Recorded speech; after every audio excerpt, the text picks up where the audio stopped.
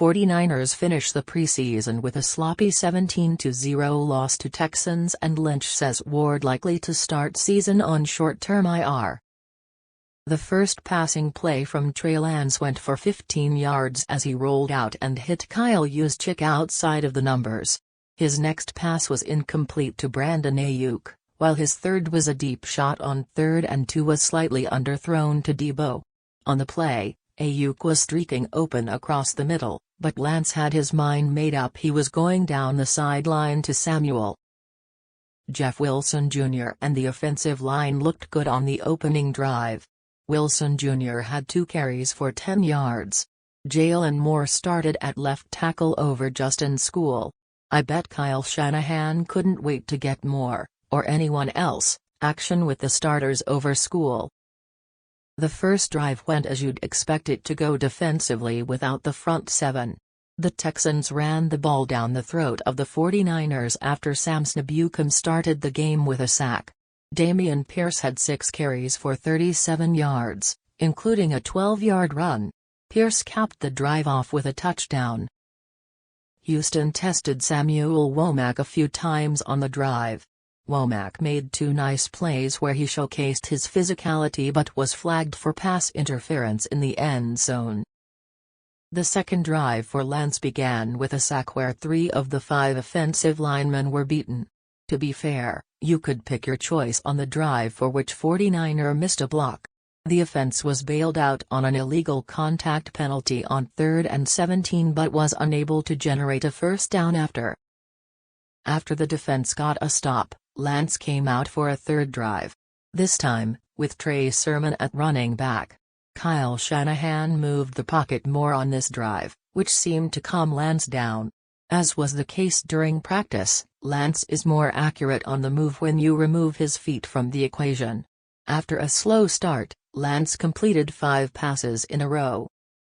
Sermon ran well, as he had 22 yards on 5 carries to start the drive, although he did give up a pressure that caused Lance to get sacked nearly. Speaking of running, Aaron Banks got in the pancake column. The offense couldn't get much of anything done during the first half. There were 7 penalties for 54 yards, including an interception by Nate Sudfeld. Brock Purdy had an opportunity to make something happen in the 2-minute drill, but a penalty stalled that drive. Interestingly enough, Jordan Mason came into the game before Ty Davis-Price. We'll see if that means anything, but it can't hurt. Mason's first carry went for 8 yards. The penalties didn't stop, as rookie cornerback Tarek Castrofield gave up a pass interference that put Houston into scoring territory. Not to be outdone, Drake Jackson was flagged for a pretty weak roughing the passer call. Jackson purposely lowered where he was hitting to avoid a helmet-to-helmet call on Davis Mills, but was still flagged for a penalty. The extra first down put Houston in a position for another score. Tashawn Gibson was on the wrong end of the touchdown. As a veteran, you'd like to see him not backpedal in the end zone and drive on a vertical route down the seam. That score made it 14-0, Houston. Purdy and Sudfeld would rotate series in the third quarter. Purdy had 6 attempts for 76 yards at one point compared to Sudfeld's 7 attempts for 37 yards. Sudfeld came up short on 4th and 1st on a quarterback sneak. However, Purdy had an interception that he'd like to have back in the 4th quarter. Ironically, the one time the broadcast should have brought up Jimmy Garoppolo, they didn't. I'm not sure what his deal was, but Kirk Herbstreit went out of his way to mention Garoppolo's name at every opportunity, most where it didn't make any sense. It got progressively worse as the game went along. Get ready for an overdose of critiquing, especially for Lance. It's impossible to evaluate him behind a makeshift line. The preseason is over. Next up, Chicago in 17 days. Afety Jimmie Ward likely is to miss at least the 49ers' first 4 games of the 2022 NFL regular season.S. General Manager John Lynch said Ward's hamstring issue is expected to land him on the short-term injured reserve for the start of the regular season. Lynch made his comments during the Thursday Night Football pregame show on Prime Video.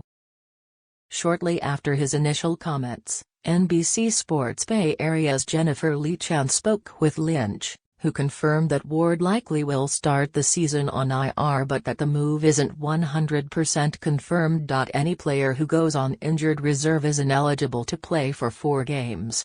The 49ers would have to place Ward on injured reserve after the cuts are made next week to the 53-player regular season limit.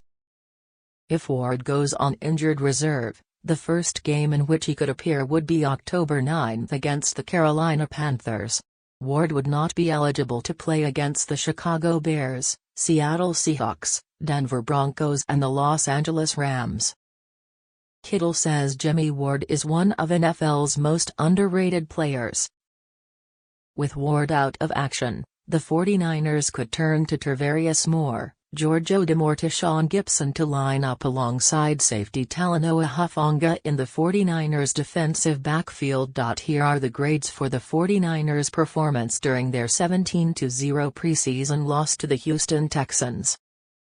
Quarterbacks: Trey Lance completed 7 of 11 pass attempts and threw no interceptions, which is good. He also threw a perfect deep pass to Deebo Samuel, who couldn't separate vertically from the cornerback. More on Deebo in a minute. But the offense couldn't find a rhythm because of the offensive linemen, more on them in a minute, couldn't block.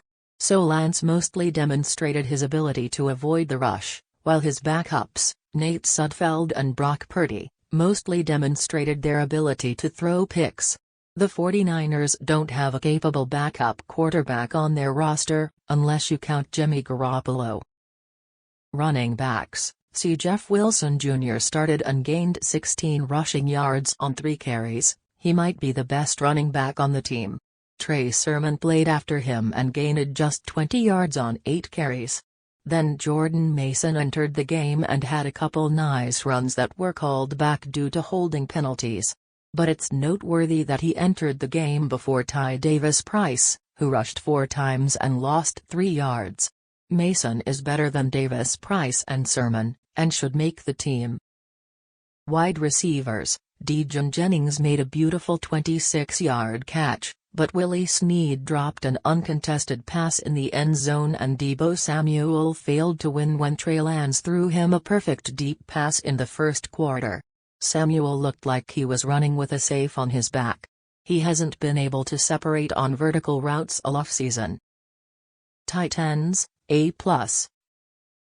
Ross Dwelley made a phenomenal 30-yard catch up the seam while taking a vicious hit to the helmet. He is an American hero,